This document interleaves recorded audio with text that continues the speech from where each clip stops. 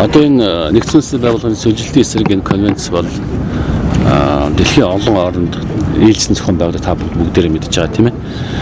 Тэгээд сүлжилтийн эсрэг энэ конвенцт Монгол улс анх удаа зохион байгуулж байгаа. За энэ дотроо залуучуудын оролцоог энэ байгаль орчныг хамгаалах, ногоон бизнесийг дэмжих, сүлжилтийн эсрэг одоо бас тэмцэл залуучуудын оролцоог нэмэгдүүлэх. За мөн залуучуудын одоо бэлчээрийн дөрөлтлийг хамгаалах залуучуудын оролцоог дэмжих дэлхийн дахны юм өнөөдрийн форум болж байна. За сайн натан Намибийн залуу уулзж байна. За Намибид бас л одоо бэлчээрийн байдалд ороод байгаа тухайгаа өөрөө ярьж байна. Тэгэхээр дэлхийн дахинд одоо залуучуудыг яаж энэ бэлчээрийн дөрөлтлийн эсрэг, сүлжилтийн эсрэг нэгтгэж оролцох гэсэн тийм утгатай форум болж байгаа. За тэгээд улс болго өөрөөсөө одоо мэргэшилээдэг энд ярьж байгаа. За эндээс одоо Монгол улсад бий болж байгаа бэлчээрийн дөрөлтөл, сүлжилтийн эсрэг одоо томоохон хандлагч орнуудаас хөрөнгө босгох. За манай залуучууд залуу малчдыг сургах тийм ээ. Залуучуудыг одоо хөдөө орон нутагт ажиллах, амьдрах тэмнэгөө сэтгэл зүй болоод нөхцөлийг бий болгох чиглэлээр бус орнуудтай хамтарч ажиллах тийм л одоо чухал одоо сэдвтэй форум боллоо. Тэгээд энд дэлхийн өнцөг улан бүрээс ирсэн одоо 7,000 орчим гадны зочин төлөөлөгчдөөс хамгийн одоо залуу гишүүд өнөөдрийн хурал сууж байна. За энэ хүмүүс бол Монгол улсын засгийн газраас авч хэрэгжүүлэх гэж байгаа сүлжилтийн эсрэг, за бэлчээрийн дөрөлтлийн эсрэг, ер нь хөдөө орон нутагт одоо Монгол залуучууд одоо яаж амьдардаг вэ? Монголд ерөөсөө бэлчээр гэдэг ойлголт ер нь Африкийн хэдэн орн руу Монголд дэлцсэн байгаа юм байна лээ.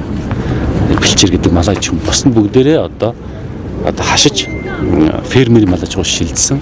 Тийм учраас одоо бэлчээрийг яг энэ унган төрхөөр нь хадгалахын тулд Монгол улсын засгийн газар ямар үйл ажиллагаа хийж байгаа, цаашдаа бус орнуудаа яаж хамтарч чиглэх гэсэн юм чухал одоо форум боллоо. Монгол улсад ер нь малчид залуучууд ер нь мал аж ахуйс нь холдоод байна гэдэг зүйл яригадаад байгаа шүү дээ. Ер нь залуучуудыг мал аж ахуйр ойртуулахын тулд ер нь ямар бодлого арга хэмжээг хэрэгжүүлэх. Ер нь олон улсад энэ асуудал ямар юм бэ? Тий, ер нь дэлхийн бүх орнууд залуучууд хот руу чиглэдэг. Залуу хүмүүс одоо мэдээж шуугантай, хөгжилтэй, дуу хууртай газар байх хүсэж байгаа шүү дээ. Тэр хүний байгалийн одоо өөрийнх нь онцлог. Тэгээд тэр залуучуудаа яаж буцааж аваачиж тэр хөдөө орон нутгад сууршуулах вэ гэдэг дэлхийн бүх орны асуудал. Тэгээд бид нар сая одоо манай энэ Янус та бүгд одоо уриалга гаргасан байгаа. Харах юм бол 4 янзын чухал арга хэмжээг одоо Монгол улсын засгийн газар хэрэгжүүлэхээр боллоо гэдэг бид нар сая зарлаа. Шинэ одоо хөдөө орон нутгад амьдарч байгаа залуучууд ногоон бизнес хэрэгжих чиглэлээр тодорхой үйл ажиллагаа явуулах юм бол бид нар тодорхой санхүүжилтийн асуудал дээр энэ гадны түншүүттэй хамтарч хөрөнгө оруулах дэмжих чиглэлээр одоо уриалгыг гаргаж байгаа.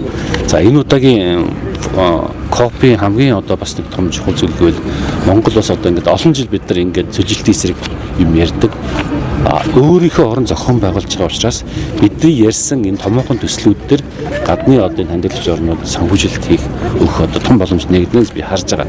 Тэгээ өнөөдөр дөнгөж 2 дахь өдөр нэ цаашдаа дахиад 10 орчим өдөр болно. Үүний дараа одоо манай томоохон байгууллагуудын зүгээс Монгол улсын энэ төслүүд төр бид нар дэмжээ гэдэг саналаа хэлнэ.